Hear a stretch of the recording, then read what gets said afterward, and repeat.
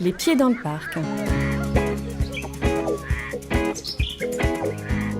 On peut facilement deviner avec un tel nom que l'aigle royal ne peut élire domicile n'importe où.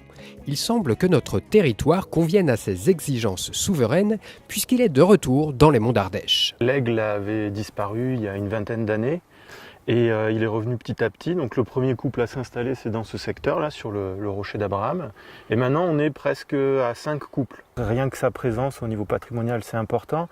Mais ça nous indique également que l'écosystème dans ce secteur-là est préservé, puisque l'aigle est au sommet de la chaîne alimentaire. Donc s'il est là, c'est que tout va bien, c'est que la nature se porte bien. L'aigle royal ne s'y est pas trompé. Le domaine où il s'est implanté est classé espace naturel sensible et Natura 2000. Des dispositifs institutionnels qui ont pour vocation la sensibilisation, l'observation et la protection de la nature. La Ligue pour la protection des oiseaux est également impliquée et mobilise tous ses moyens au service de Sa Majesté. La LPO est dotée d'un outil participatif sur l'observation de la faune en Ardèche. Donc ça, voilà, le site c'est fauneardèche.org. En fait, sur ce site-là, on peut renseigner tout le type d'espèces, de la mésange bleue jusqu'à l'aigle royal.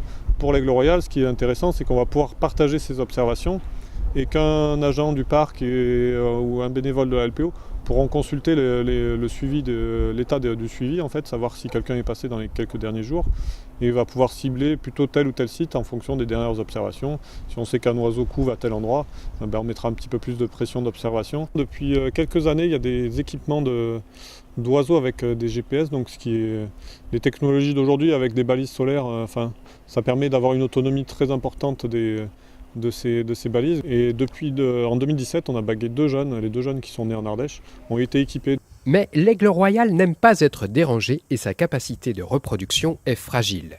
Heureusement, un peu de dialogue avec son voisinage suffit souvent à satisfaire sa susceptibilité. Il y a plusieurs usagers qui peuvent intervenir sur les territoires. Alors l'aigle, il niche dans des zones quand même assez tranquilles, mais bon, il y a quand même les coupes forestières qui peuvent déranger l'aigle. Il y a les sports de nature qui se développent, qui peuvent aussi éventuellement, lors des manifestations, quand il y a beaucoup de monde, qui peut déranger l'aigle. Il y a les motorisés aussi qui peuvent le déranger. Et donc c'est vrai qu'il suffit d'un passage au mauvais moment, la femelle quitte le nid et puis les œufs vont soit mourir de froid ou alors il y a un grand corbeau qui peut venir les manger et là la reproduction est terminée pour l'année, en fait.